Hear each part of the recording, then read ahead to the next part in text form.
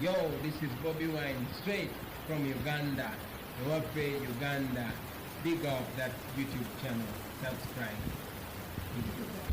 Mukalowoozo ka leero njagala kagenderiyo seeri wepo n'ekigula luggi.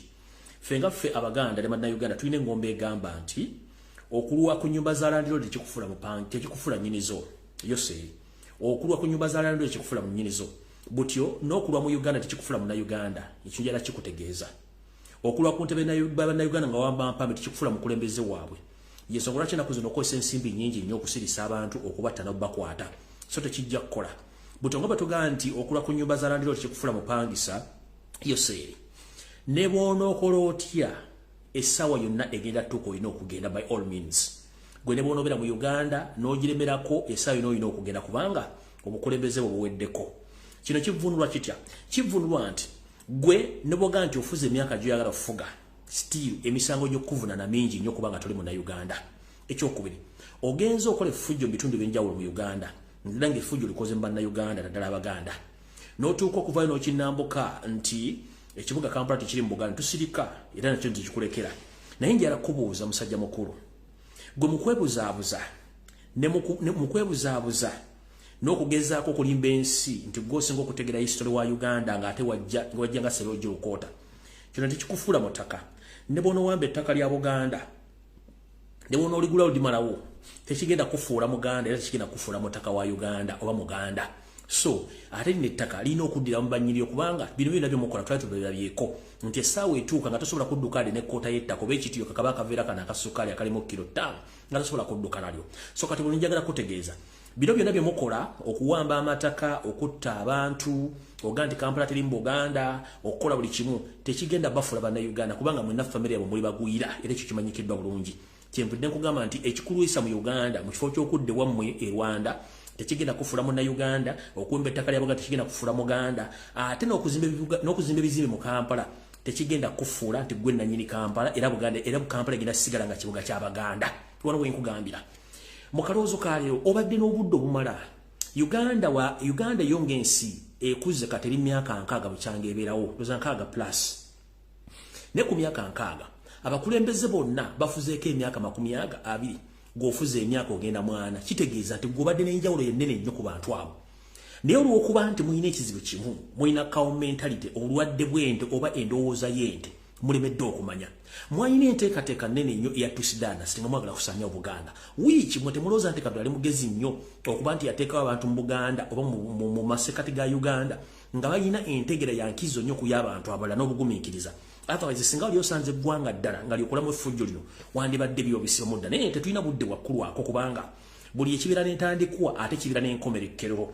Kati enfundikira yo tegenda kubeera nnungi wano njagala okutegeeza mubadde n'obudde bungi nnyo obukyankalanyiza Buganda obusaanyiza Buganda obulumiza Abaganda n'okukola buli kimu.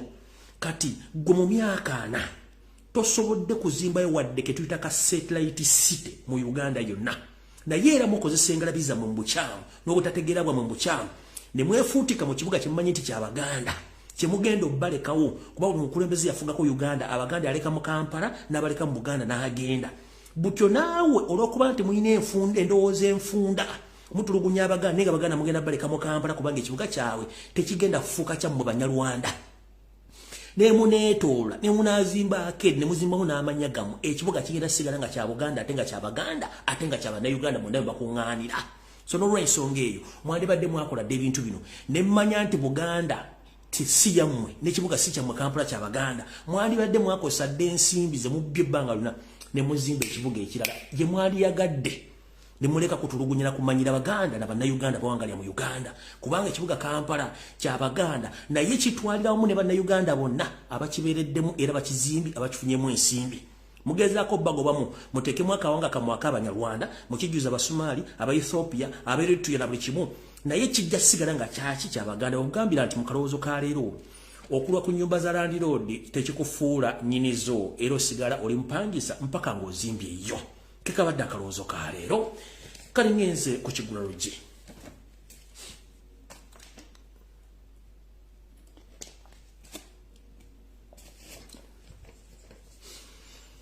Era n'ekigula luggi kino njala kikutuulemu. Ekigula luggi kya leero kyakukujjukiza omanyi bannayuganda twerabira nnyo nga naye muoli nti oli Sserojja okwota mu buufu obwo osinza nannyinimu entannama mu kujja mu ggwanga Uganda wajjanga omusajja omugwira era yajjanga anoonya obudamu bw'otyo bajjajjaffe ne boonona ensimbi zaabwe ne boonona obulamu bwabwe na buli kimu kye baalina okukingiriza okusobola okutuuka wooli bw'otyo bwe watuuka gy'otuuka n'obeekyusiriza bangi n'obassa ezira kumwa abalala n'obassa mu makomera ne batuuka okuwaŋŋanga ku lwa famire zaabwe olw'okutya nti gwe kenyini wabekola ki obakozesa kuno kujjukizayo ssente tebabula otobesala mutano akarekezi nti buli ky'opulaninga okwonoona Uganda n'okwonoona Obuganda kyonna tekigenda kukola kubanga gwe kenyini okola nsobi Ssebusiru njoka butta nnyinizo gwe ziri munda ne bulowooza nti zo zinaabeerawo zitya gy'okoma okutulugunya bannayuganda n'okutulugunya Abaganda kitegeeza nti gwe kennyini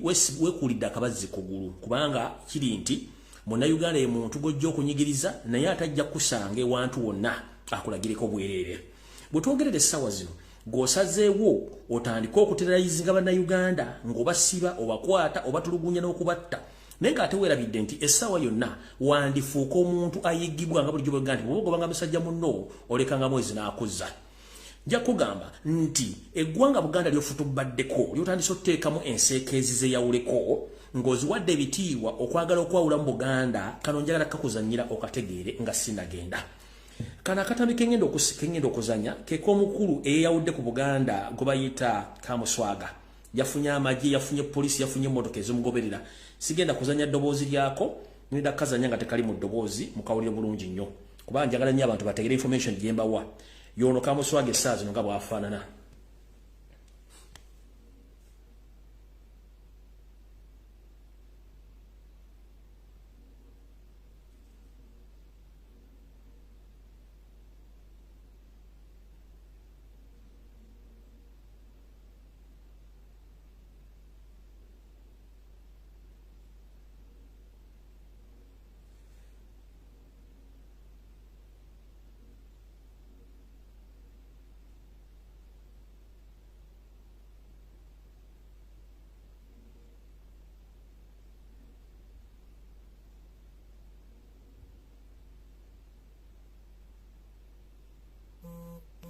okitegeera yoyo Kamuswaga gwazimbye mu Buganda kubanga ye ayisaawo ebikanziremu kabazanyira mu kategeere yoyo gwe bayita Museveni mu system ya divide and rule yoyo Kamuswaga ennaku zino ayina amagye ayina emmotoka ayina buli kimu ekimutambulirako kubanga ye Museveni yajja kwawula kyokka eyakwasa obuyinza musajja wattu ali mu taasulewo taakeese olw'ensonga nti baamuwa obutwa musajja atwali mu mbeera mbi naye bano beyeeteddewo bekimpatiira yensonga lwaki bakola ebintu bino yoyo Kamuswaga essaawa zino naye yafunye emmotoka eriko engabo ayina amagye agamukulembera buli kimu ssebo yoyo ku nkola ya Museveni ndoza mutegedde bulungi nnyo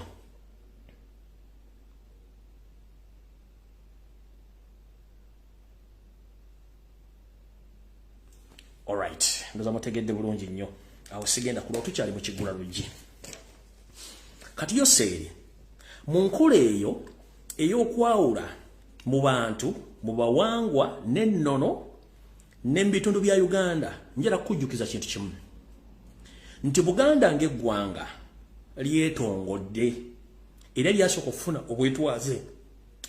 obwetwaze Uganda ne lyokeddako kino njala kikujjukiza gy'onookoma okuteekawo embeera ey'okwawula mu Buganda ng'ogijjako ebitundu bye yafuna ng'ebirwaniridde n'ebirala byakolebwa mu ndagaano ojja kuzzayo Abaganda okubajjukiza nti Buganda ggwanga eryetongodde ku nsonga zino wammanga yasooka okufuna obwetwaze mu Uganda oluvannyuma neeyagala ekwasaganye Uganda endala zibeere wamu Buganda erina eggwanga Buganda erina abantu erina oluyimba lwayo erina bendeweera erina omukulembeze ekyo kyokka kimala okuzzaawo eggwanga Buganda ng'eggwanga eryetongodde ng'amawanga amala ageetongodde agali mu bitundu ebirala by'ensi ekyokulaba ku lukalu lwa Africa nga South Africa lumu amawanga ageetongodde naye nga gali mu South Africa kino njala kutegeeza Museveni wandikola ekintu okulumya omuntu n'owunzika ng'oyambe muyambe ekkiriza mu enswaswa etayanula yireega engalabi mu bino by'okola okwawulako Kooki oyagala kwawulako Ssese oyawuleko Kayunga oyawuleko n'ebyabaluuli ffe kiba kituwa okutuzzaayo nti omusango gwaffe ogukyali e Lancaster mu Bungereza obulinze ensimbi okugenda maaso Buganda okweyawula ku Uganda nakyo kyasoboka ate nga nakyo kijja kikola kubanga muwateeka Buganda esobola okwetongola nga tunakyo sobola gikola kati mbyokola byonna koza kamanyi koza nowebbwa Oweekitiibwa Hussein Kyanjo yavaayo n'agamba nedda bwe tubanga endagaano ezaakolebwa n'abazungu okuteekayo eggwanga Uganda nga Buganda yayinamu omukono ebitundu 8 ku buli kikome ziganya okutuukirizibwa ng'abantu ba Buganda battibwa Buganda esaanyizibwawo nga n'olukimba kikijjeeko nga n'essaazi n'omukulembeze w'ennono taakeese taasulewo omusango gwe Lancaster gukyaliyo nti Buganda ekyasobola okugenda solo oba nefuna independence kubanga lyali ggwanga eryetongodde mu Uganda lirina oluyimba lw'eggwanga lirina bendewera lirina abantu lirina omukulembeze kati bino ebiwa byogenda ojjako oluwadde mu bijjako nejjukira nti Buganda bwefuna obwetwaze temulina kye mugenda kujjawa mujja kirekawo buli omwadde gyeyava naddala mu basajja batuusi kimwerabidde omusango Lancaster gyeguli gwetaaga ensimbi Buganda okufuuka independent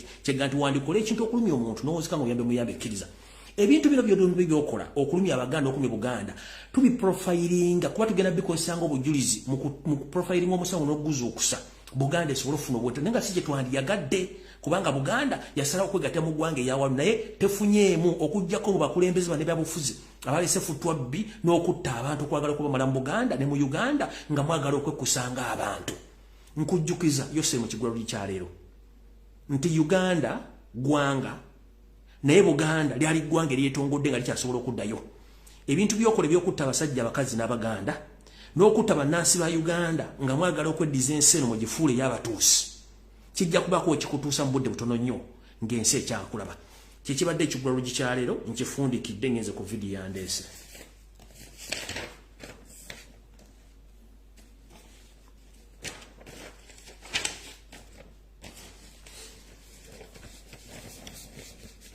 montagingira abantu b'emibende bonna njala tandika ndowooza ne bannayuganda nzize ebbanga ddene nnyo nga mbagamba ebizibu ebiri mu malwaliro ga Uganda nga mulowooza nsaaga ne mbagamba nti gwe omusajja ali omukazi n'omusajja omukulu nga mulina famire ne mbagamba mwegendereze nnyo nga abakyala bwe bagenda muleeba ebizibu ebibatuukako ne mbagamba nti abantu mu Uganda gavumenti ya Museveni ne mutabani we odde ku lwaboogo bajjamu ensigo z'abantu ne bazitunda nga mulowooza nsaaga olwaleero oba olunaku lwajjo omwogezi wa poliisi yavudde n'agamba nti omuvubuka nero yawe Elias Lukwago omusango bwawaabye bagenze okumala okukola final conclusion n'okunoonyereza investigations ng'omuvubuka yazaalibwa n'ensigo emu njala kubuuza mukulu Fred Enanga omuvubuka oyo bamuleeta ku Old Kampala main hospital ng'afunye accident ku boda is it so naye ne bamulwala omujjanjaba wayitawo ebbanga ttono nnyo omuvubuka ne yeesanga bamuggyemu ensigo ye bwe yafuna accident gwe ogamba nti ensigo yabuuka mu buusi neefuuka nti bamuzala n'emu the same statement gye mwakola omuwala eyava oba yava Saudi Arabia if I'm not mistaken ng'avuddeyo nga bamuggyemu ensigo ye the same Enanga wavayo n'ogamba nga mukoze investigations nga family y'omuwala ebataddeko pressure ne mugamba the same statement omuwala yazaalibwa n'ensigo emu kino mukifudde lunye kubanga tudiringa ne gavumenti y'abamafia okuvaayo okukola statement ne muggalawo musango kyemwandibadde mugamba nti kale omwana gwe bajjemu ensigo yakkiriziganyiza n'eddwaliro omusango komaawo kisawundinga bulungi nnyo naye kati kino mugenda kifuula nti kyalubeerera nti buli muntu anakomplaininga nti bamuggyemu ensigo unknowingly mumujja akavangayo mugambe statement omuntu yazaalibwa n'ensigo emu which it's a rare case nti kisoboka muntu kuba nga yazaalibwa n'ensigo emu abantu batono nnyo mu Uganda batono nnyo abo boga nti yazaalibwa n'ensigo emu kati kino mukireeta okukimanyiza abantu kimusobola okuba public nga ati ono yazaalibwa n'ensigo emu tekina kye kigenda kukola ne muggalawo case naye kijja kumala kutuuka ku famire zammwe buli muntu ajja kirozaako ng'omuntu wo muganda wo sengawo wakkojjaawo bamukoze ekintu kikimu kubanga ekiri atabala tekiri n'asigadde waka so government officials mwegendeze nga mukola statement abantu bakoowu nnyo bajja bakola ekikyamu Enanga nkuvuddeko kati ndowooza ngenze ku baana b'e Dubai information itindaba njala motangira bebbeku ne mukazi weziwera na information wano nyingi nnyo ngenze ku baana b'e Dubai okusookera ddala njala kwebaza abaana mwenna abawangaalira mu ggwanga lya United Arab Emirates naddala abaana abadde mu detention center bambi mwebale nnyo omulimu gumwakoze ogw'ettendo kubanga ensi eno abantu amu bw'otabwemukula ewebbanga bw'otamuwemukira teweebaka Reason being nti tubadde ku social media kuno nga tuleekana ebbanga lyonna naye nga government officials tebafaayo gigenda kuyingira myezi 2.5 bukyanga tukuba ebiranga ku social media abaana bali ku TikTok ne bagamba nti bannayuganda bayambibwe nga n'ennyonyi za Uganda Airlines zitudde ku kisaawe entebe tezikyalina mimukwate zikyakola ne tugamba government mujja abaana ba Uganda ensi ezisinga obungi ne zijjayo abaana baazo nga temufuddeeyo kati olw'okuba nti mwadde mwagala kubisa ne Robert Kyagulanyi Ssentamu n'abantu abalina series abaguze ticket mune musalawo thereafter mukolagane government ya Dubai eyongezeyo time babalindemu munafune sene mugule ticket bana abaana bakoowu nnyo ekisooka mu myezi 2.5 Dubai ambassador waayo oba ambassador wa Uganda mu Dubai mu Abu Dhabi gobaita simanyi kibedi wandume kibedi obutaswala n'olyokoja after 2.5 months ojola babana bano nga government ekusindisa okole blackmail oba buzeebuze nga mukola statement says abantu bandi appreciated ensonga eno bandi basanyukira ensonga eno kwe kugamba nti nze kibedi wandume nzize ku government ya Uganda abaana mwenna mufulumu anu tugende ku kiseba tikke no wazze simanyi tata awunya mama awunya senga kojja awunya neighbor simanyi neighbor awunya mama eza abaana sito tebagala ziwulira. Remember nabagamba nti omuntu okwemalako obusungu oyina okwogera ekikuli ku mutima. Ngenda okuzanya ka video kontu akazanyira ku social media naye ebigambo birimu sibikozesa wano ate sagala kusitala bwa bikozesa. Nino kuba nti abaana bano balaze obukambwe eri abakungu ba government abakoyo balimba njagala mukkirize ebigambo bino bizanye nga bibiri sigenda bikwata mukuba sobola editinga naye njagala banyabula bassa abantu abakulu n'abaana batabawulira video eno munansonyi olwaliro ka video kalina okukazanya nga bwe kali muwuliro obukawo bw'abantu n'ebigambo boogera wako balinza okuba si birungi matuuga mabawuza video eno naye njagala mutegeera abantu level kiko batuuse Museveni kwatuusizza abantu okuba nti abantu beekyayi batandika okwogera ebigambo binene ebitayisika mu kamwa. So kusokera njala kusooka okwetondera abalabira video zange nammwe abaana batabazira nti ebigambo bino mugenda okulya mu video eno bigawe bana Uganda tebisobola kubitika ku mpewo naye olw'obusungu abantu balina ku gavumenti ya Museveni ey'ekiyaye y'ensonga lwaki bakoze okwogera ebigambo bino nga bagoba ambassador n'ekibinja kye kyali kizze okubabuzaabuza nga basuubiza okuba nti bagenda batwala. So ngenda kabazanyira mwakala yedda naye ngenda kaddamu ne ebigambo ebirimu please si byange yabanna Uganda abyogedde naye nga sandibizanyo olw'okuba nti binennemukko naye njala mbiwulirize tugende mu maaso. Bana abana bavudde mu mbeera ne bayisa bubi ambassador n'ekibinja ekyagenzo nga bategedde bagenda balimba. So mbasaba mu nsonyi olw'ekyo nga ngenda okuzanya video eno.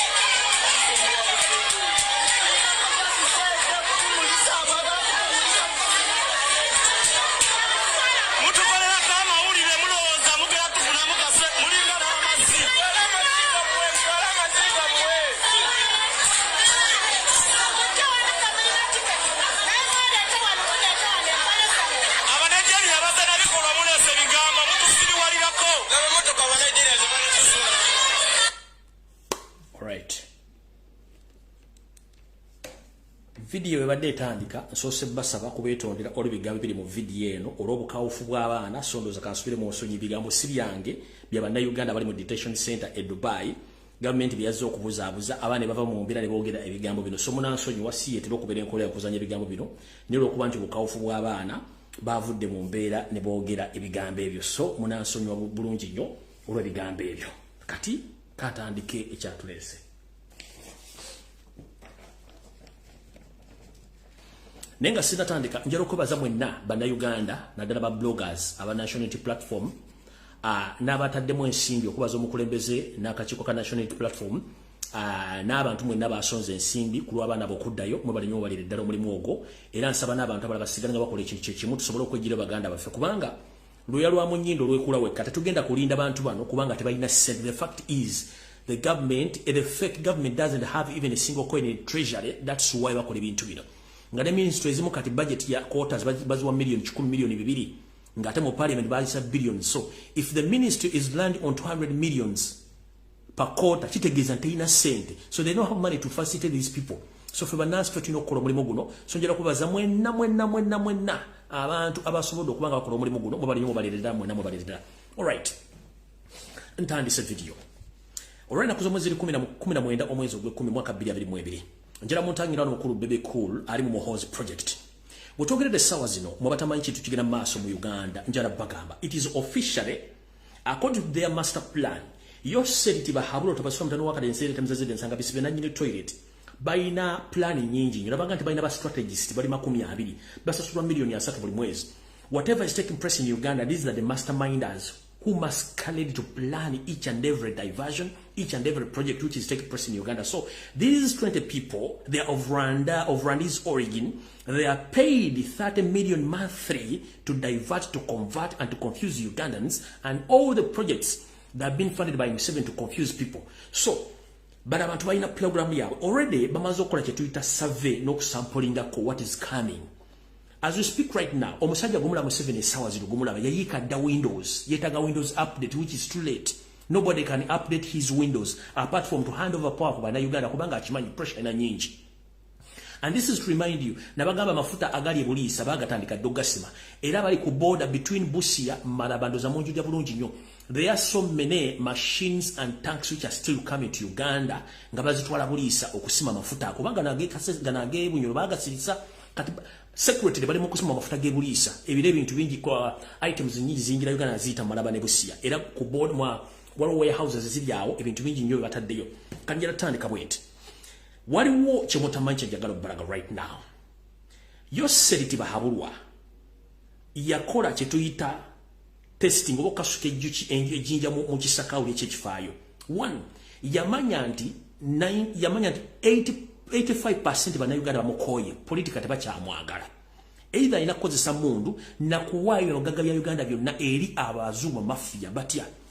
Njala bagamba 65% of Ugandan minerals zonna bazooba mafia bakomedde Museveni mu buyinza.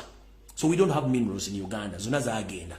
Ekirala nabanga ne media yagigula nga tesobola mwogerako negatively balina mwogerako positively. Kati yasala wasooka aleete Muhoozi Langa muteeke mu public amutunde through birthdays nekigala people ne bamulaga tebamwagala. Kati right now njala batege bwe bamaze okusampulingako nti Muhoozi talina gy'alaga bali balese omuseason night dancer lwaboga atunde ebiwowoolo lwaboga ate mufu nnyo. When he comes to public to talk to the public ate ne mufu nnyo. Kyekigambo kye nabagamba wali nti bano abantu balina commenta to the extent they have to use with the indigenous Ugandans to promote their businesses, to promote their political ideas, but themselves they can't even address the public. The only person in their family who can do that is Yoseri. Ate naye akola bintu biryawo byakiyita mu lujja. He can't address the public wategere biki byayogera. So balegezaako kuleeta Muhoozi nga tasobola kwogera.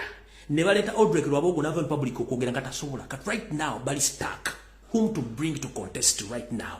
Bamanyi Kyagulanyi akyalina ffe bantu bamwagala nnyo. Kati kye bakoze njala kutegeeza ensi nti official campaign zaatandise.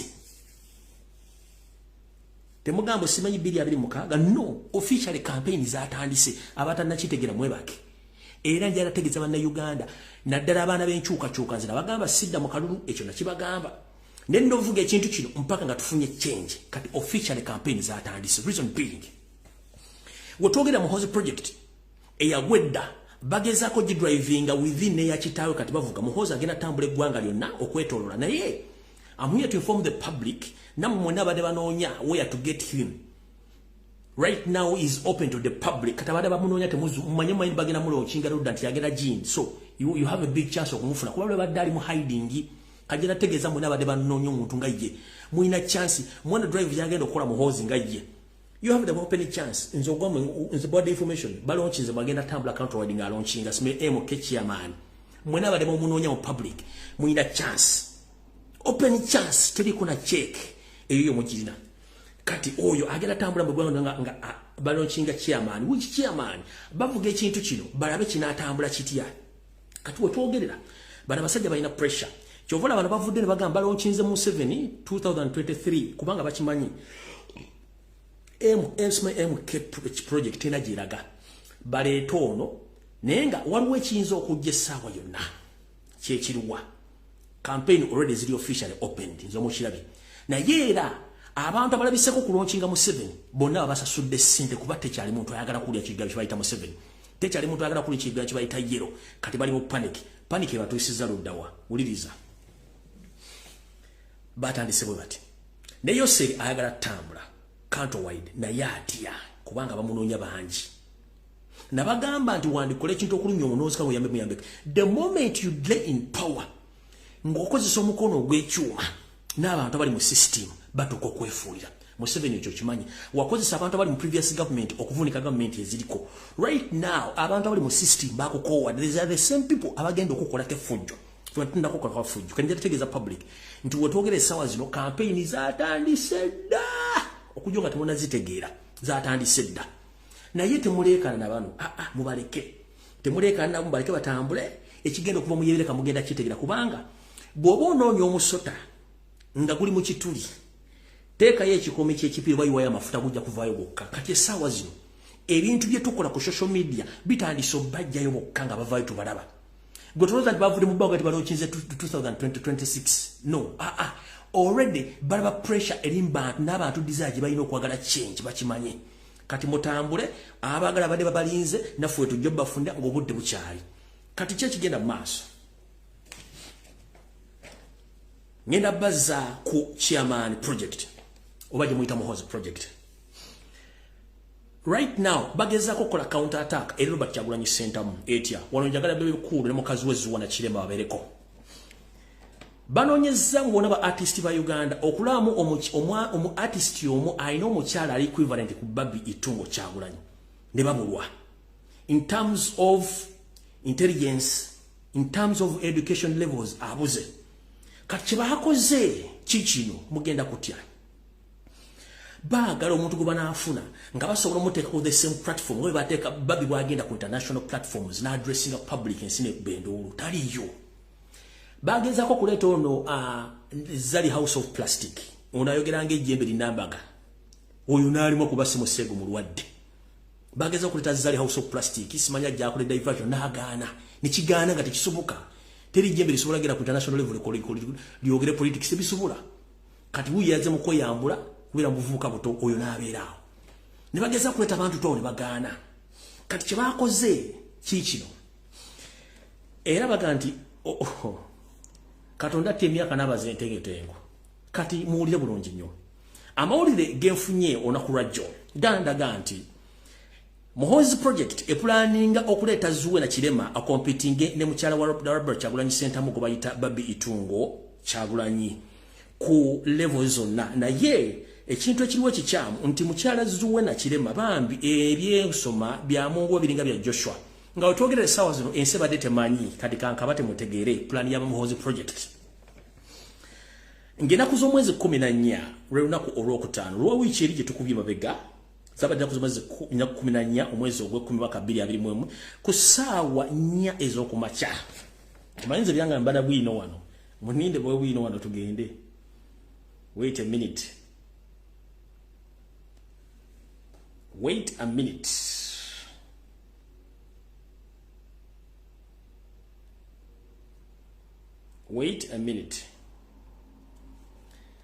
ku lunaku lwadde lwakutaano ku ssaawa 4 ku ssomero bayita Makerere Day and Evening School for Adults. It cater for those who never completed schooling at the N level up to A level. Essomero lino balita Meka lisangibwa Makerere eno ye logo yayo n'engeri gye lifaananamu njala bagamba officially mu baana bali mu kola ebibuuzo essaawa zino omukyala Zuwena Kirema bamuzizzayo ku ssomero asome era nga ali mu kola ebibuuzo bya senior 4 right now as we speak. Sorry. Zuwena ali mu kola ebibuuzo bya senior 4 nga bwe twogerera essaawa zino essomero lye lino wano kandi batere wandoza mulala tegeera bulungi. Essomero liro Zuwena kwali mu kola ya senior 4 liryo. Essaawa zino ku Friday ku macha yali mu brief bamuleta bamukwese nga tebayagala nsetegeere eryo essomero lyaliko ali mu kola ebibuuzo bya senior 4 nga ne kuluna ku Lwokutaano ku ssaawa nyizo ku macha yali mu briefing ey'abaana nga bagenda okukola ebigezo. Naye ekyo bakireese mu Hozi project nga tebayagala nsekimanye ne batamanya nti ffe buli wamu tulinawo drones tusobola obbalabisa eryo essomero mutegedde bulungi nnyo. So Zuwena bamuzizaayo akole senior 4 oluvannyuma akole senior 6 ave omubufuni bukosikoosi awo alyoka agende mbwajja competing ne Babi Itungo Kyagulanyi center mu ekitasoboka. This is impossible. Buli kimu temwakibala. So ndoza mutegedde bulungi nnyo. Essomero mulitegedde bulungi nnyo. Essomero lino lisangibwa ku Sir Apollo Kagwa Road, Kampala. Email bagiyita makeuganda@yahoo.com. Njaga mbawe namba y'essimu mu kakasente olwo yatudde. Enamba y'essimu eri 0414535030 oba 0772 42 1059 lyessomero mukyala wa Bebe Kulu through Muhozi project kwagenze okutuulira ebibuuzo bya senior 4 aveyo a competing ne mukyala Babi Itungo Kyagulanyi through Muhozi project. Kati kambabulire Abaganda tugamba nti akakyama amamera ne bw'okagolola akamenyeka bumenyesi. Kati Bebe Kulu Muhozi project wange ba driving crazy. Waliwo ebintu ebijja nga musobola okugamba kino kizze ne tugenda kikola. We can't contain it. Nobody can contain Robert Kyagulanyi Sentamu. Nobody can contain Babi Itungo. In education level, muspokeni oba physically. Kabeero oyo mama biyovu tasobola ku competing na Babi. Ne baba mu kwogera physical appearance buli kimu tasobola kati gwe sigenda kujirega nnyo naye mama ngenda kusaba ekigambo kimu. If it is true bakutadde mu project to go back to school ngojja competing na mukazi munono bambi nkusaba togenda kuswalira bwendo because of the small money. You can't compete with the Babi. Ojokola ebibuuzo nga weebisse olinga hajati kubanga n'omukuja bakuleetedde mu moto kulavudde mu motoka nga bakuze bakubisse n'oyingira mu briefing zira briefing wazo n'odduka wakakola ndoza pepa zilinganga zizo.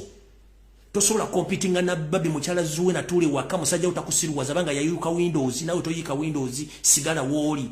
Bwanga bakutute kusoma bibyo please soma bibyo but never ever think that you are going to compete with the Babi. It is impossible. Kabereje nitasobola. Kaberani te speaker of parliament tasobola competing na Babi. It is impossible. Eyakusinza musajja muno bwakusinga ekigere togiyita njovu. Do you copy that? So Muhozi project mweke nyini na nyini project simanyi chairman MK tasobola kwogera wadde okumala eddakiika 3 nga wa speech nga atagisomye busomye. Ola n'ensome mulema.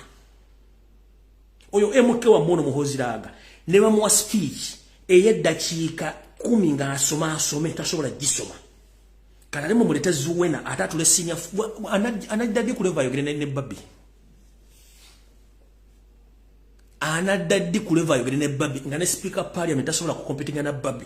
Gomuyita first lady genetic tasobola competing na Babi. Kati mugenda tukadde ku level egamba timugenda ko waliwo bintu byawalenga byawale mu biveeko. Yibwa chimbata. Kati omuli mu nsi ngono ye prime minister. Wait a minute.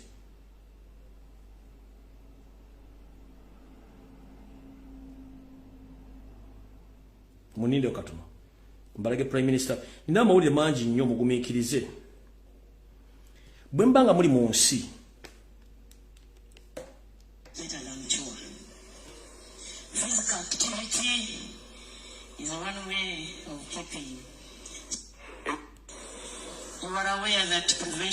oyo nga ye prime minister oyo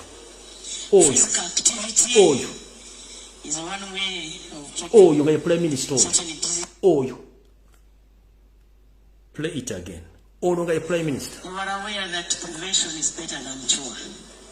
oyo physical activity is one way of keeping such an disease.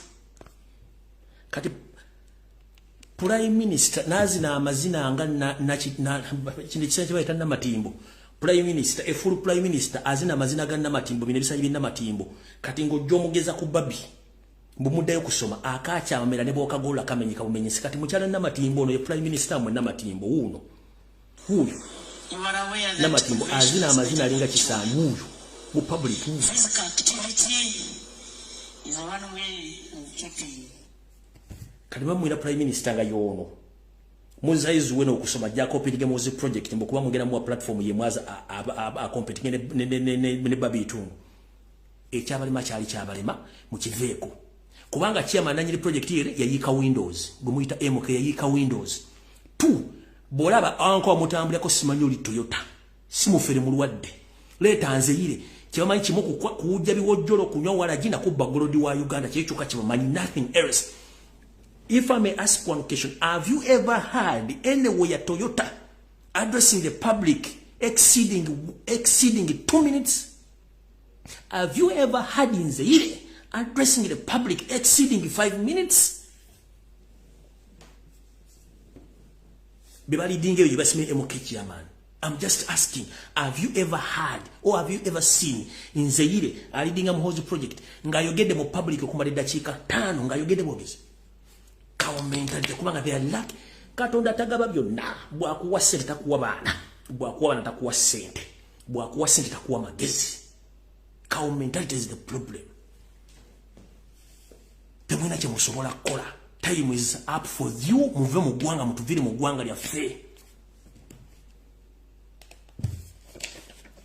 So awuvudde wao nyenze ku kinalo zomutegedde bulungi bebe kulu otegedde wadde tuyagala nsetegeere nti mwina Muhozi project mwala kuyisa muzuwena adde yasome ajje a competing ne babi ekitasoboka. That is impossible. Your project yafudde nyenze maaso.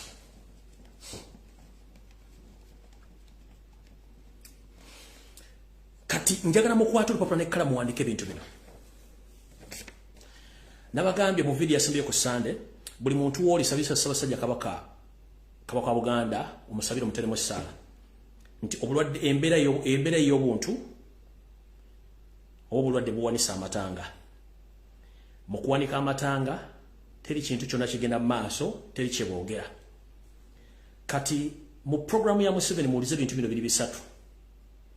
A planninga cabinet reshuffle okukyusa mu minister be agi planninga.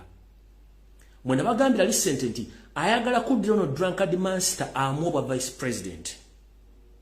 Loza mukijjukira bulungi. Ekirala baagala okuleeta ekintu kyemutanateekako ssira mu kirowoozo bulungi. What is taking place in Mubende right now, it's not all about Ebola, no. Ensonga ziringa ssatu. Ensonga esooka, Mubende, Kasana and the other areas are rich in natural minerals, more especially gold. So Museveni olwokuba talina ssente ate nga bamanyira kubba bakozesa advantage ey'ekirwadde kino ekitaliiyo okugoba abantu ku mataka ate bo beddiza amataka ago. So Museveni recently yalina program ye n'ekikubamu bituli kyetuyita ya concentration camps. Abatamanyi concentration camps kati nga balese ekirwadde ekyo ne bakikuba ewantu ne babajjawo mwena babakuŋŋaanya. Babakuŋŋaanya ne babatwala mu bibangirizo bisaawo ne bateekawo camp, ne bateekawo amatundubaali, ne bateekawo temporary toilets na buli kimu. Ngera abagwira ba refugee babeera nga bavudde mu nsi zaabwe tebaba na option okujjako obateeka mu kifo kimu. Kati ndi wano kulabula ebitundu Mubende, Kasambya, Kasanda, enteekateeka ya Museveni eya concentration camp obagoba ku mataka okutwala amataka ago yaja activating nze yazzeemu. Mugenda tandika okuwulira essaawa zino nga abantu bangi bakwatiddwa era wenjogera essaawa zino mu Mubende amakomera gajjudde bakutte abantu. Essaawa zino Mubende abantu abasinga omungi bajjeko amataka gaabwe. Essaawa zino Mubende bizinensi zonna ziggaliddwa. Aba boda bonna basinga omungi boda bazibajjeeko. Essaawa zino Mubende waliyo panda gaali. Wetwogera Mubende waliyo kyetuyita fungua mulango. Byonna sigenda byogera kumwabira byeko kyetuyita fungua mulango amagye police SFC batambula luggi ku luggi nga bakoona ennyumba z'abantu nga basaba ssente ku kifuba atalina ssente nga bakukwata bakutikkako bakutwala mu kkomera. RDC ayawukanye ne DPC simanyi ne OC biki enkanda ziri abali mu kubba bubbi. Kati njala bategeeza Buganda enteekateeka ya Museveni ey'okubafuula abagwira mu nsi yammwe. Museveni yazze mu naligiri activating ey'okukwata Abaganda bateeke mu concentration camp bajjeko ku mataka. Era very soon mugenda kuwulira lockdown ngezemu okuluma nga Ebola. Bapulaninga okutandika okufuna abantu abalwadde b'esente bateeke mu bitundu bya Buganda bisinga obungi. Bayite Dr. Ruth Achenge n'ebitongole ebirala okonfaminga nti bino ebitundu birimu Ebola babateeke mu lockdown eri forced. Naye lockdown yene egenda okubeerawo erimu ebintu bibiri. Ekisooka bagenda kuteeka abantu mu concentration camp bajjeko amataka. Ekyokubiri mu kaseera kano bwe kati akaliwo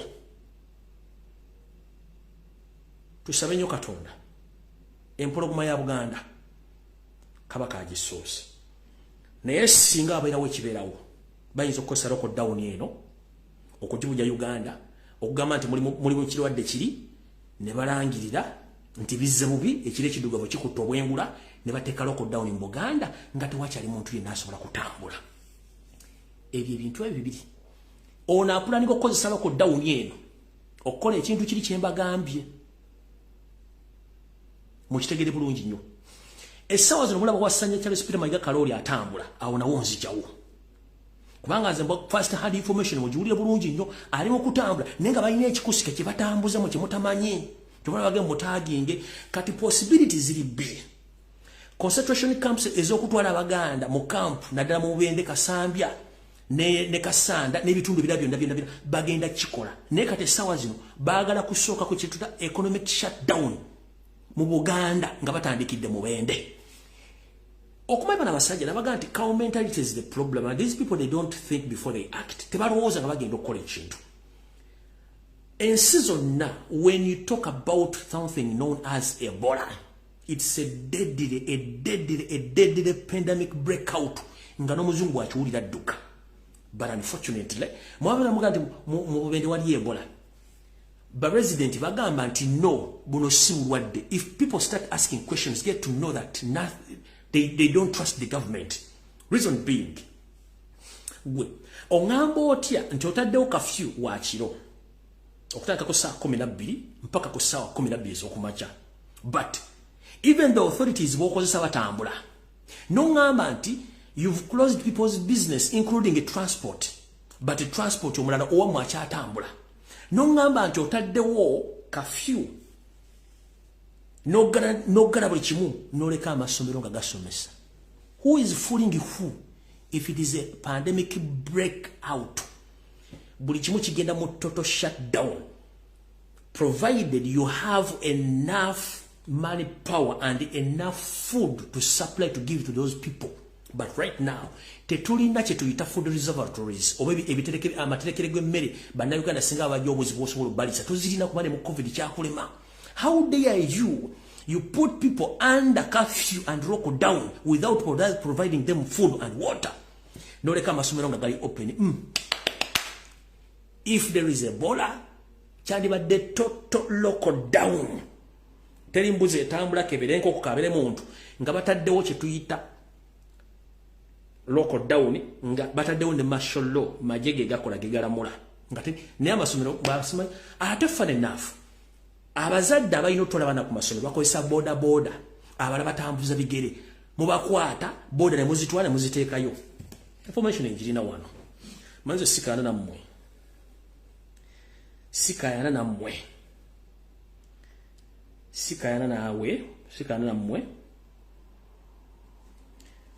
Alright, ntegeezeddwako nti wetwogerera essaawa zino buli muntu kati ayagala ekimutambuza ne gwe bambyeko pikipiki asasula wakati w'emitwalo 10 kwenda ku 6 zitwalibwa mu banka. Njala kubuuza,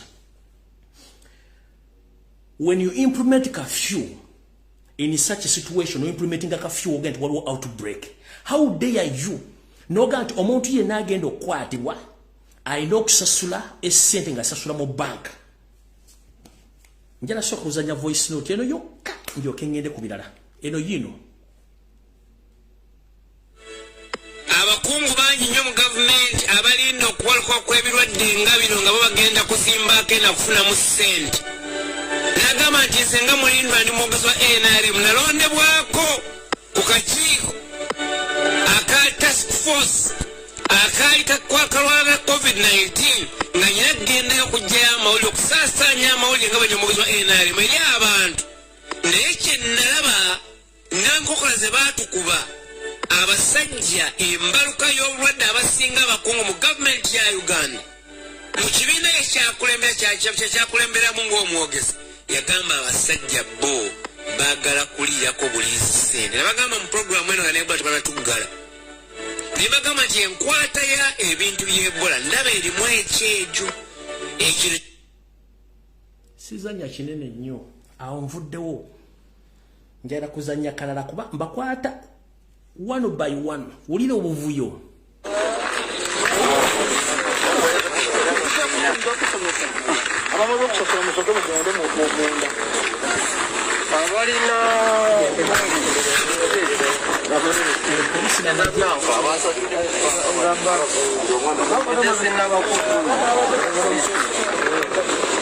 akati ngobe nabawadde obupapula mulina mwena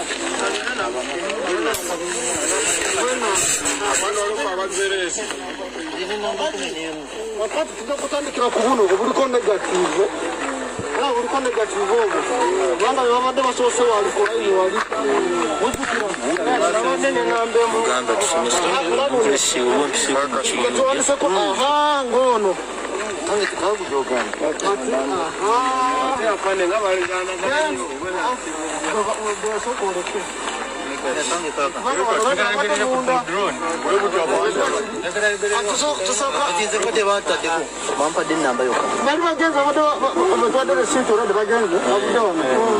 kakati kukizo tugenda zibagabira kiba kiri naye twagala ebiwandiiko zogerako theni nebikwogerako gwe ng'omuntu National ID for example. Chakurabirako naga muntu Waboda ya stage. Ya stage atafana. naga muntu nzanya oka tunakubanja lamulize ebintu bino tugende mu kuba information member zimwenna mwasuze mutya bannange ensonga yaffe egenda maaso mumanyi nti twawandiika ekiwandiiko kyaffe twengejinze n'abakulu ensonga nambemu mu kiwandiiko kyaffe yali eyogera ku ngeri abantu gye bayisibwamu ekintu ky'okuwamba booda n'okuzita unconditionally nga tewali kakwa ebintu bingi nekye mbamanya ekirwadde ekyo scam bali mu kunoonya ssente zisasula ba government officials mu bitundu ebyo n'okusima golodi weapon okuteeka lockdown mu Buganda yonna very soon bagenda teeka lockdown mu Buganda wonna mujja kulya nti Masaka wabadde abalwadde bati MPG wabuliseba abalwadde bati mugenda okulya nti Kayunga wabuliseba abalwadde bati mugenda okulira eruwero wabuliseba abalwadde bati ekigenda okusuka kigende Entebbe Kampala ave yagambe total shutdown lockdown mu Buganda bayisewo kye baagala ekyo sigenda kirwako kangende ku nsonga endala. All right.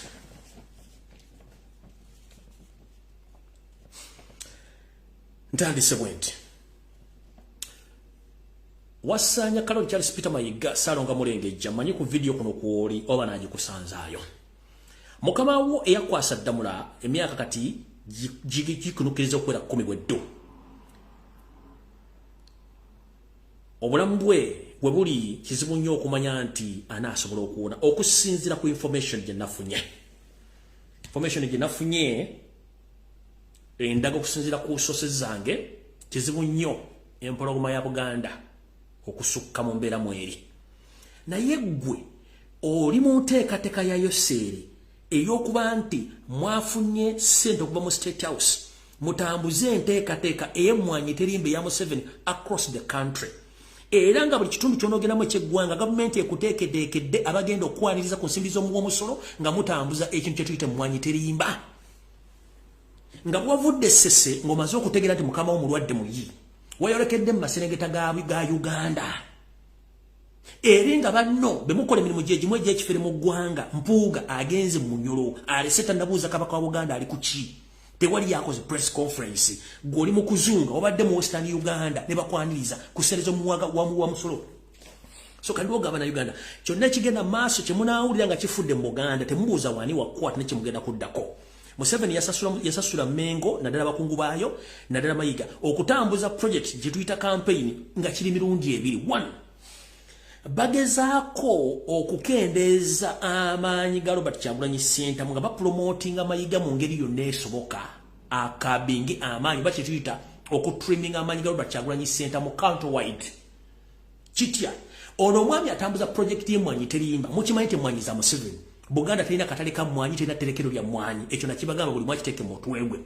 kati bamuwadde ssente atambuze project eno countrywide ng'era state ye mutegekera bane bagenda mu receiving abantu kikuserezo mu omusolo ng'era akikola yabadde maserengeta ga Uganda era mwalabe bulungi nyengome zivuga bamwandiza kusereza Uganda kati agenda tambula eggwanga lyonna kuserezo era mu mulinde bwaveeyo alina gyagenda otuuka agenda okutambula eggwanga bakikola mirundi ebiri atambuza project ya Museveni y'emmwanyi then akuba campaign indirectly nti bwana abamulese wali muntu abakuba bagenda tukola obukodyo bungi nnyo nti asobola okukendeza ku maanyi ga Kyagwe kuba musajja mu Uganda bintu bibiri byatambuza muve ku muntu yenna eyeyita looya ate nga yita munnabyabufuzi yeyita munnamawulire babeera bayaaje ye musajja ekintu kyakola naye nkusaasidde mukulu Katonda baayawa omuntu omukisa bayagumuwa wayina kyansiyo naye abantu bakutegeera nti wayina emivuyo gye wali okola era bagimanyi bulungi nnyo gwe ne boneebuzaabuza ng'afukaanaaba ne boneesiga akazigo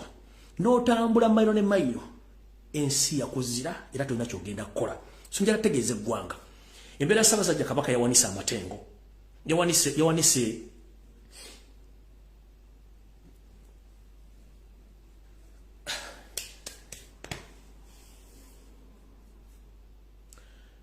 embeera Ssaabasajja Kabaka mwali teyogerekeka speed lockdown gyetambulirako n'obuvuyo musabe nnyo byenjogera wano bireme kutuuka ng'ono omwami ali mu kutambuza project y'emmwanyi across the country kubanga ye system gye bamuwadde kati kino bakikola batya kino kye tuyita okudivertinga abantu okubajja ku mulamu okubuuza ye n'akolera ye abalaga nti he's working but while is avoiding something Mayiga gavumenti emuwadde ssente atambuze project y'emmwanyi terimba countrywide naye nge emabega ayina ebizibu byaleseeyo byatayagala bimufeesinge kati mwabalaba abagoberera mugo omusajja ali mukola atambuza mmwanyi terimba simanya buli abana naye nge emabega ayina ekizibu kyaleseeyo kyatayagala abantu kutegeera nti kitambula kitya nde bwe kiba kiguddewo bajja gambe badde ku mirimu gya Bwakabaka ng'agitambuza njala kubuuza basajja ba Kabaka abakiise mu Bulange budget mugirina Buganda source of income ojijjawa era mu budget gye mwateekawo mwali mubayiga okutambula eggwanga lyonna ng'agenda asomesa emmwanyi terimba oba Ssaabasajja Kabaka yavaayo olumu n'aga tugenda tandika project y'emmwanyi terimba njagala mukozese ku bwongo bwammwe kitono nnyo mukozese muyambise ku bwongo bwammwe musooke mulowooze Buganda etasoloza musolo ono atambula ne convoy ya motoka almost motoka 6 ssente azijja luddawa Buganda etasoloza musolo era lwaki tasobola kuva n'ababuulira ensonga za Ssaabasajja Kabaka atuuse luddawa kati yatambula nga alinya bono gati ebizibu byewako biresewaka oli ku mulimu omala emirimu talina kyasobola bakolera okugjako babuzaabuza era nga bweri enkola y'abasajja bano ate baswala kandi era bagamba kyonna kyekiri ekituukawo mubeere nga mukimanyi nti ono omwami ali ku project yakutambula ggwanga lyonna kusereza omusolo nga Museveni yayitaddemu ssente era ali mu kutambula agenda tambula yasookedde sese n'avaayo n'agenda mu maserengeta eno basajja n'abakazi abanyankole n'akola omulimu gwe gumu kati agenda kuddamu ateekinge ebitundu ebirala ng'akola omulimu gwe gumu awo tugenze mu maaso alright kyonna ekigenda mu bende mukitegedde bulungi nnyo ensonga eziryo saagala zibaddiramu buli kimu ekigenda mu maaso mukitegedde naye njagala mbagambe nti ebintu bigenda mu maaso mu ggwanga by'amaanyi nnyo mulina obyekengera n'okuba nti mutandise okuba nti mutegera ensonga zino kati mbadde mukyali kweza ensonga waliwo baganda baffe abali mu ggwanga erya Buyindi abali mbizibu byebimu ngera bannyinaffe bye balimu ne baganda baffe abali mu ggwanga erya UAE. Njagala nsooke nkubire abakyala bano n'abaana bababuulire ensonga zino tulyoke tugende mu maaso. Ngenda bawe dakika zigenda kubeera 3 zokka tulyoke tugende mu maaso mutegeere ensonga nga bwe zigenda mu maaso. Ne kino mujja kyerabirako mwe kennyini abantu mutegeere ensi etambula etya kubanga mu ggwanga erya Buyindi bakugamba welcome to the incredible India for Indians only. Hello kale nyabo nawe jebale kale kamale tu okufunayo mikono gyange wano ndowooza nzire mu nkubiri naye nti obudde nnabutono nnyo abantu babalinze bali ku live kuno baagala kumanya nsonga zammwe osobola ozikwasaganya wekka oba kubanga obudde tulina butono kanfune munnange kubanga naye abadde yakwambuuza kati nti onkubidde ne muga ntannankubi yabika ali bize kati lindamu katono mu ddakiika mmeka nga 5 kansembere waali kati tambula nga bw'oyogera bannange lwemaaliwa. Alright. Ndowooza badde bakyalina bye batukwatiriza naye nga njala bategeeza nti bannayuganda bali mu ggwanga erya India era nsaba minisita ow'ekisiikirize akola ku nsonga za Uganda ebweru Honorable Nkunyingi Muwada otuyambeko ogende ku embassy ya India mu Kampala side ze Kolo otutegeyo complain nti bannayuganda bali mu ggwanga erya India bayisibwa bubi mu ngeri embi ennyo. Bannayuganda basinga kubeera mu kibuga Mumbai babeera mu kibuga kye bayita Goa abalala babeera mu kibuga kye bayita Karnataka oba kye bayita Bengaluru. Abaana bano kati basinga obungi nnamba esola ku street baba bagoba mayumba tu bali makomera nga nekibasibye tebakimanyi bakubibwa nenga neje basula tebasobola bawa mmere nenga ate abayindi bali mu ggwanga Uganda bali mu kweyagala bali mu n'amataka balina kyokka nga India baga welcome to the incredible India for Indian is only nenga ate omuddugavu tebakukkiriza kweyagalira mu ggwanga lye kyokka bali mu ggwanga beeyagala kati bannyinaffe ne baganda ffe bali mu ggwanga lya India abasinga bali mu kibuga Bangalore kye tuyita Karnataka bali mu kibuga Mumbai bali mu kibuga kye bayita Goa bagobeddwa mayumba enamba esinga eri makomera reason being nti balina bonga bo ebintu byemulugunya bingi nnyo naye sijja kugamba nti nabo batuufu naye sooka ompulirize bulungi nnyo ensonga z'abaana abakyala. Hello. I'm loud. I'm loud. Yeah. Kale nawe ndayo gye bakolerawo. Kati ensi bawuliriza munyumye emboozi yammwe mu dakiika mukaaga oba 10 tuve wano tugende. Kati ffe tuli eno India tubadde tusaba buyambi abaana bali mukomera babakwata ffe abali ebweru wano wenjogerera tuliko abaana 5 abalala bonna batidde okujja wano lwakutukwata naffe wano wetuli tuli ku bunkenke batukwatira bwereere batuwa mayumba tusula mu nsiko tutuyina kyakulya tusaba buyambi kuba tuli bubi mukomera mulimu abaana 3 be bakwata tebaagala bata tubadde tusaba kubuyambi mutuyambe. Ensonga ki lwaki baba mayumba lwaki babakwata? Titumanyi babagamba mutebaagala kulaba wano muddugavu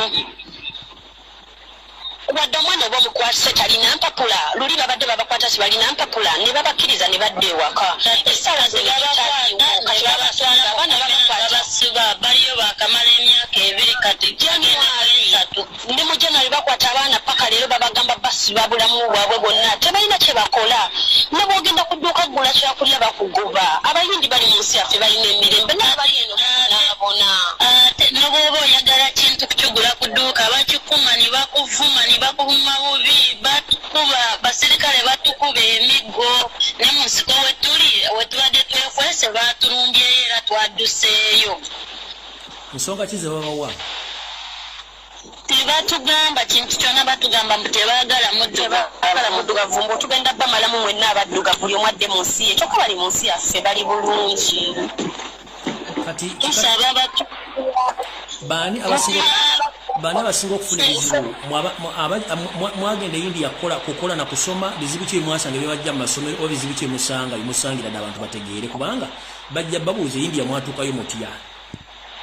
kampulira abaana bajja India wano balwawo abantu batomeza abaana nga goli babalimba wano waliwo emirimu balimba nti balina emirimu batomeza kola ne babalimba mu balina amatomanya batomeza abantu be Kampala batomeza abaana namugamba nti biki abaana abamu bamala okusoma nga already bali mu overstay ne babeera wano kati nabo babakwata omanyi oluusi embeera nekuyitiramu mwana namala osoma nga talina kyakola naga kalenda ku street neeyiye nga womanyi ebya India byakweyiya sente nezikubula tensioni badduka ebikuubiro abaana bali makomera mu basirya myaka na myaka balina kyakulaza mu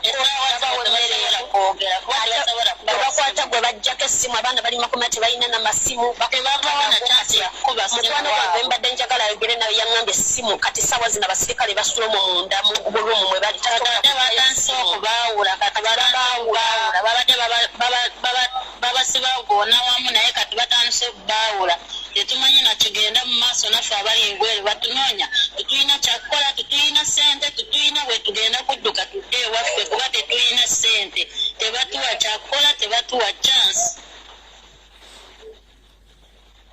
Kati ensonga zino zibadde ebibuga ky'okusinga omuntu yandiyagadde ebibuga ki ebirimu bannayuganda basinze okusibwa era misango ki gye basibira? Goa waswati abalambuzi bakusiba gundi bakusiba overstay kati bagamba bw'oba wamala emyaka 3 mu buyindi mu overstay bagenda kusiba emyaka 3 ogimale mu kkomera bamale bakudipoti newalala nawo abaana babatugumya bakuba ffe tutubeerayo naye tuba tubiwulira era nsuubira bwe banaawulira abaana bonna bagenda kuvaayo. Ambassador mu mwamukubirako ambassador wa Uganda mu India mwamukubirako embassy yagamba ki? Embassy eno tetuyamba teyina tuyamba twabakubira batulimba olimba ddambo bagenda kujja tebajja. Ambassador amanyage yaani? Bagamba mbu bamukyusa fe amanya kati tetumumanyi yennyini newoofula enamba ne bwogikuba enamba tulina tubakubira akugamba okay tugenda kukyogerako tebasobola kuyaba abaana bonna batandise okugwa eddalu abaana babonaabona n'ababalire babateeka mu kkomera omukwano gwaffe muddago wagwa ddalu bamutadde mu kkomera bamunoseza abaana beebweru bamusibye yekka abaana tetumanyi bwe bali. Kati njagala oyo mukyala ayogera mu Lunyankole asooka ayogere mu Lunyankole message agisindikira abantu b'e Kampala amanyi Olunyankole bajjule then gwe ayogera Oluganda osebe mukyala ayogera mu Lunyankole yogera sindika message mu Lunyankole.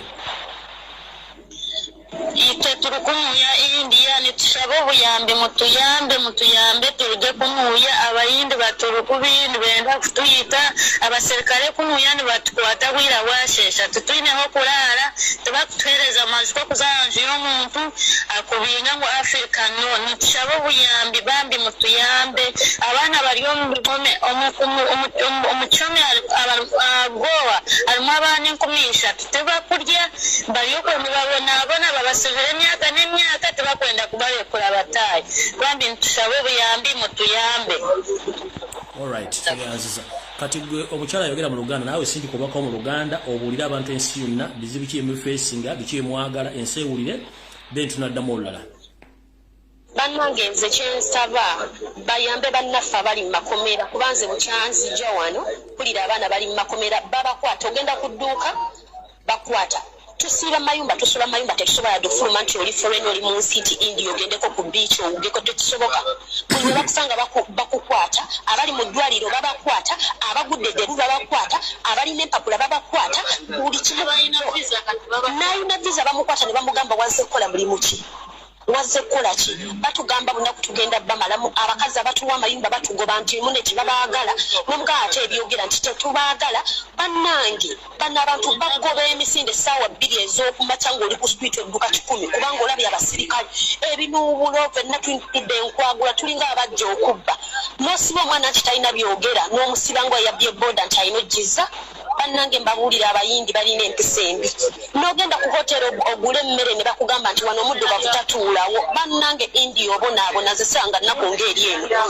ate abakazi batomeza abaana tebabagamba kibagenda kukola olinza n'okumanyira ku airport ng'ebintu byonna babikwese buli we tulaba ayambadde uniform odduka bw'olaba ow'obulevu kati batulaga bulevu nti oyo nno musirikale nga mwekweka mubeera mu ssaawa 6 bannange tubonyeebonye kyokka bali waffe beetaaya embase teyambye abaana bagudde eddalu abaana balwadde abaana bakoze buli kimu omwana nabeera nga talina kimutaasa naye abaana bali mu kkomera singa babajja balina eza tiketi basogula tiketi naye bali eri bunaku babagamba bateeka mu kkomera osiba otya omwana kuva January omwaka nga gutandika paka kati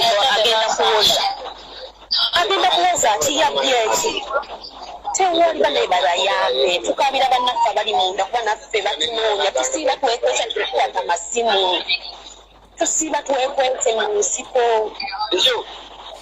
Alright, kale obaka kasita butuuse nja baddira ku Sunday.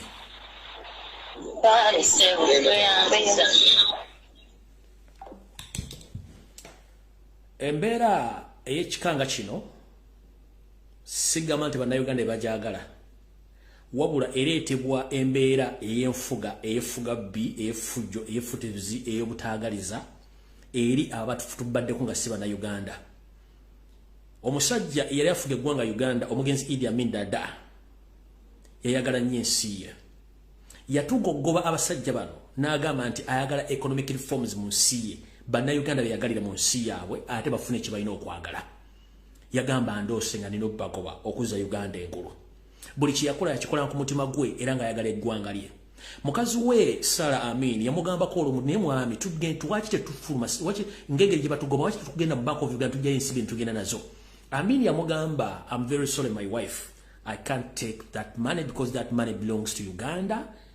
That money doesn't belong to you. Era Amin yadduka ne mukyala we Sara Amin sede bazirike emabega. Ensonga lwaki Amin yagoba bantu abo mpisa ezo bano abaana bali mu kkaaba kye bali mu kimanyira eggwanga ndimanyi nalibeeramu baliyita the incredible Indians, India for Indians only. N'okufuna ennyumba osimba akaggo ate omuddugavu osigala muddugavu n'ekikwewunyisa balina kkala 3 balina ey'abeeru boyinza okuza ti bazuulu balina abali abeeruyeru n'abeerawo n'abaddugavu bakaddugala nga nze kati ate abaddugavu abo bakaddugala nga nze be bakyasinza ososola. Naye embeera eri mu nsi eyo mbi nnyo eri bannayuganda n'abaddugavu abalala. Ngenda kusaba mukama wange nkunyeje muwada nkusaba n'obuwombeefu nkutume ogende ku embassy ya India mu Kampala ekololo obategeeze nti bannayuganda bali e India bali makobere basibiddwa ku nsonga ezimu oba endala batubuli ekisibiza bannayuganda era banga basobola bannayuganda batike bakomewo wakababona baleme kubonaabonera ku nsi eya Buyindi. Ate si Buyindi yokka ensi nyingi eziri mu kubonyabonya bannayuganda naye nga tebandiyagadde genda mu nsi ezo naye baba bagenze kunoonya kigule magala eddiba olw'ensonga ndi gavumenti gye tulina ey'abasibana mu gobata bannayuganda tebaagala nsi yaffe tugibeeremu. Uganda yensi ku lukalu lwa Africa ezimu kuzina ebyobugagga ebisobola okuyimiza bannansi nga tetwetaze kola domone gwennusu mu nsi yonna kubanga buli kimu kisobola okubeezaawo eggwanga ne bannayuganda kibabeezaawo. Tulina amafuta, tulina golodi, tulina diamandi, tulina mabo, tulina obutonde, tulina abantu, tulina buli kimu. Naye olw'okuba nti bano abasajja tebaagaliza y'ensonga lwaki buli mwana anoonya ekituli waayitaagala fuluma Uganda. Ne bamugamba nti waliwo oggoonya waliwo empologoma ku bizibu byalina alina okufuluma nene gye bagenda ne basanga ekizibu kyekimu bwe tugambira nti munnayuganda abonyeebonya alinga eyabbende ku mulumbe nga n'olumbe lwali lwa nnamwandu nga ne nnamwandu teyazaala. Lwaki abaana b'eggwanga abonaabona batyo nga balina okwaba obwe ensi etonnya amata ne zaabu mulwokuba mweyagalizanga abantu kasitaani kammwe akato kazuukulu wa mukazi ka Museveni bakagenda bakatwala mu Amerika okuzaala naye omwana n'otuuka okubanga ali mu ggwanga eggwira naye nga bannansi ab'eggwanga batulugunya bannayuganda bali mu nsi batambula ng'ensenene tebalina byogerako bakola bizinensi batambuza kabalagala batambuza ensenene batambuza sabbuuni nga n'omwana omuwa ennyumba eyindi yakifuuse kizibu. Amin wangaala wumula mirembe wasinga bangi abataayaaya nga zino embaata zaneti mbuzikulembera eggwanga nga tosobola kumanya the only source of income kati gy'osigazizza is the Ugandan who vanished from Uganda and went for green pasture. Wandibadde balondula buli wamu That's why tulwana tufune peaceful transition of power tusobola okubate okulya ku nsonga zaffe. Right now as we speak, no kwogera mwagala bana Uganda baleme kwogera. Mutisatisa bana ku social media mujigadde mutadde amateeka g'ekifere muti mwagala muntu ayogere. We shall speak until all cattle go back home. Tujja kwogera. Eyasigala okutya sigala munda ya nnyina. Eyasigala ovumwa jasigala munda ya nnyina. Ffe tugenda kwogera mpaka kubanga tukoya akamanyira kasumagize eyalira. Bana Uganda babera mu kubonaabona ngensi yawe gye bagidduka mu kwati bana kyakola. Omuzadde nawerera omwana from nursery school up to the university na holding a master's PhD ngatana wasobola kola. Remember, each year passes, you can't gain what you have invested. Omuzadde na investing money senteze natonaleta kawerera omwana asobola omufuna kimugula magale diba ngatasobola. Mwagala tukabisa maziga ki? Kiki mwagala tugamba? Ensi mugigamba ki? Abana bavudde Dubai on a private funded mission. Nembasiba ku kisaawe Entebbe nga mbamuza ani abasasulidde ticket. Lwaki mwavudde Dubai mwagere muto bombo clad. Gwe wotagudde akacupa kamino woto okawa omwana ave Dubai ate omutuuza ku kisaawe Entebbe mbuuza mbu yafunye ata ticket. What kind of nonsense is that? Bwe mba temukyasobola muve mu nsi yaffe mugitulekere kubanga mwatadde okutiisatiisa abantu. Nimuteeka amateeka gatogera kuba temwagala abantu boogere. Bemba temwagala abantu bakole mukole ebintu abantu basobola okulabirako ddala. Bana Uganda bali mu India basinga obuli bagenda kukola na kusoma. Naye beesanga olw'enfuna entolo y'abazadde baabwe. Balemereddwa okuweerera abaana baabwe. Abaana basalawo ng'abantu abakulu okuyiiya basobole okwebezaawo. Which is okay. As long as zitasse muntu. Tabbye muntu. Kubanga n'abayindi bali mu kampala mwe bakola kitegerekeka. Nze I don't blame anyone mu Uganda ali mu yonsi yonna nga ali mu kkolo bayine papo batalina. As long as tabbye oba tasse muntu. Ebisigadde Katonda yamanyi. Gwe n'owerera omwana okuva mu nasale nga alina diguli nga tasobola kukola talina mulimu gw'asobola kufuna. Ne gy'agenze temusobola mu protectingirayo. Tulina abayindi abaagala okufuna status ya citizenship mu Uganda naye ng'ate wabe gye basibuka. Wulira bana Uganda bali mu kkaaba. And Museveni is willing to give Indian status in Uganda to be Ugandans among the tribes which are found in Uganda when Ugandans are suffering in India.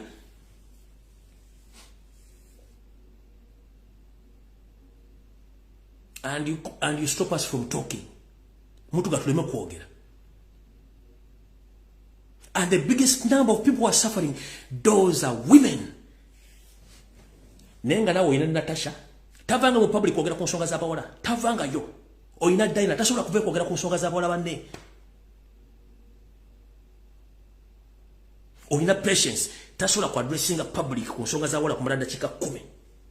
Kuba Katonda doesn't give it all.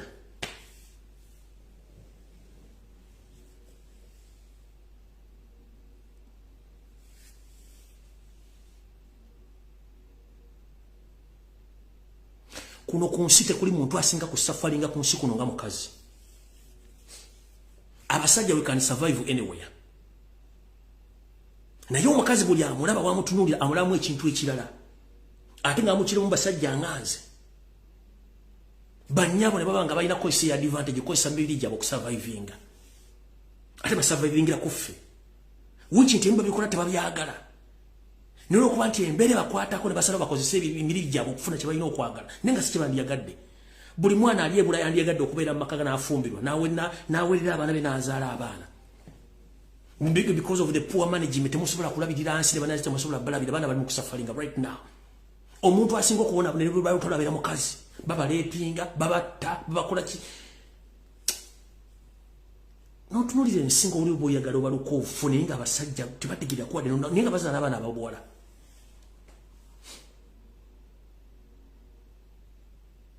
Omwana w'omuntu ali mu Saudi Arabia akola 24 hours alinga balubu tevaako bajja kubagenda kwebaka.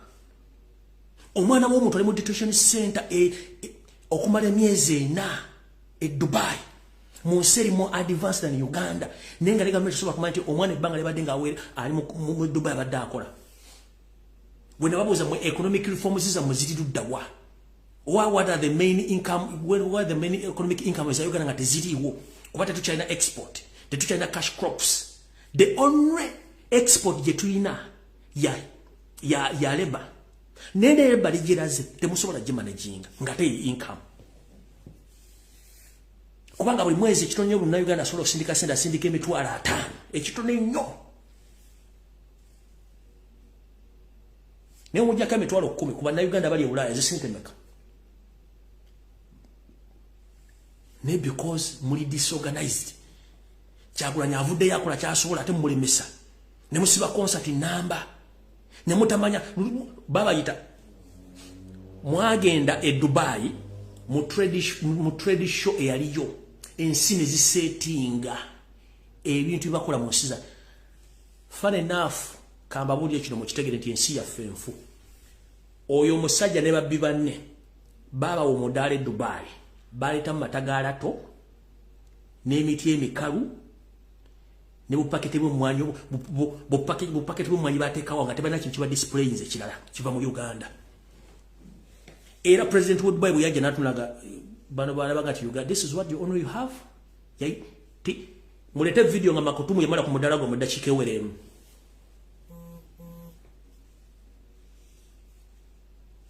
njagala video mugirete ku mutimba nga president wa Dubai oba omukulu afuga Dubai yamala ku mudala gwa Uganda dakike eziwere 2 kutuswaza buswaza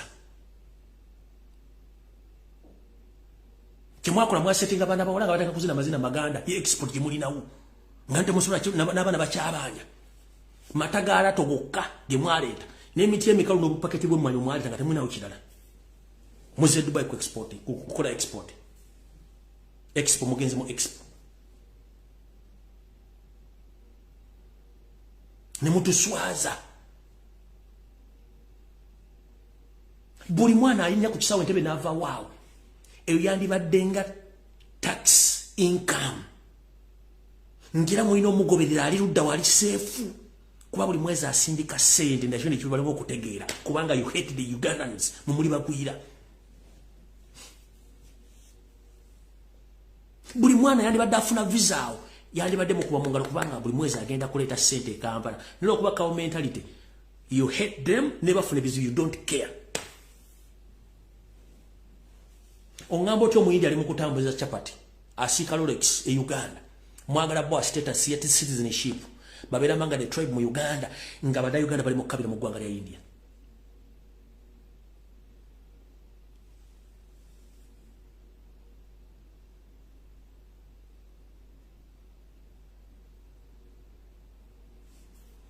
katuna ngai makutumu tyalinya na kumodala kubanga yamanya you have nothing temulina chemulina nakanyonyi space gye bali wadaka nyoka mu Uganda bakajja ku main bali nakatwale je bisengere kisawo je kisembera kubanga you have nothing akanyonyi kakunkumuka oba yingini mwateka muzaza gundi bulobu yingini mwateka muzaza tukutuku akanyonyi nakafa kali tumwina kimusobola kola ku nsinga kiteredde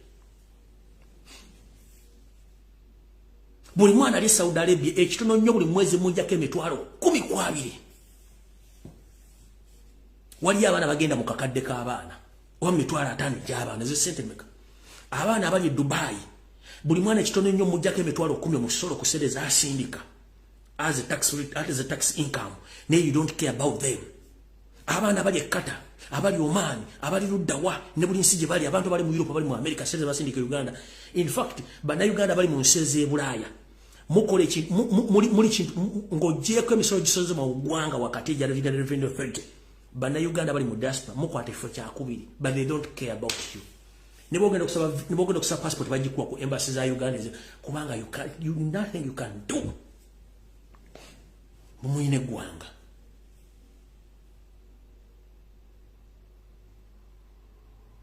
kati mwazze wano no sindiko no nakalema simenda abasirikale bali wano bazze kusoma ekola training bade mu training munoza sikimanyi wasindise nakalema kujjo contract ngana abantu babala mamanyi nasalawo sigenda kusirika ebanzika nabagambawo gwe kiri mu gendo offense ngenda sigala ngajo ngenda mujja kuntisa kulwa bana Uganda let others keep quiet I will stay talking abala bona bajja sirika mugenda bagula ngenda sigala ngajo gira mpaka ekyokufa ngabwe nabagamba nti mayiga yampita nuwa mawaggali nenuwa mawaggali agenda ngenaku z'omwezi 3 na mugongo namulambula mbajjukira mujulizi njana yafuko mujulizi kati peri ne bwe wakinga kibaddewo kizibubi ndisigala nga bwendi sirya mu nsi yange lukwe sirina naagira engiyita e bingiyita b ebisigadde saagala kumanya ndi immune mu kutiisibwatiisibwa ebisigadde Katonda yankulembera kubanga yamanya amagenda gange n'amadda ebisigadde bya Museveni nawe ennaku z'obalambale tosobola kubala zange buli omu Katonda yambalira ennaku ze mulekerawo kutiisatiisa bannayuganda buli avaayo okwogera ne mujja mu inbox ne mbabuzaabuza kubanga temwagala bantu boogere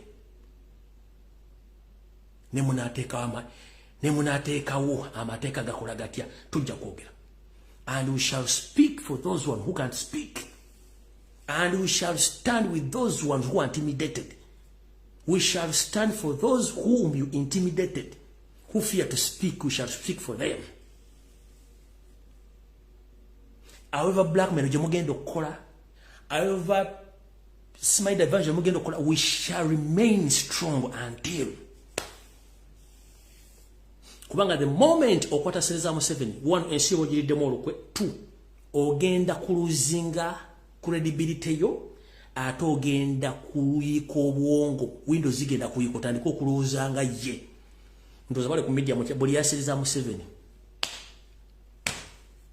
mukyala buli yaserezaamu 7 yayika Windows bibogera tebikwatagana bonna basiwuufu tebakyategeerekeka balinga batali bannayuganda kulya sente nakwebuzabuza nga bafuka banaba the moment zino ze quality ng'omuntu alidde serezaamu 7 1 esooka taddamu kutegeeranga ye 2 yebuzabuza nga afuka anaaba 3 bamugamba kulumba Kyagulanyi muvuma n'abalala bali mu struggle 4 aloozinga credibility 5 endowooza etandinga okuba ng'eyaba NRM 6 basiwuuka ne bafaananga ebiwemmemeku nga ne bwaba ayogera omuntu omulaba mu Windows omulaba mu bituli bw'omuntu mutakyategeera buli yali asereza zoza the qualities olabirako omuntu yali aserezaamu 7 okitegedde bulungi kati ffe basigala ku mulamwa tujja kwogera mpaka ne mwenaleeta blackmail simanyi propaganda simanyi against mumala biseera tujja kwogera alright mukama Abakumi atakumira mpeera ekiro ekirungi mweraba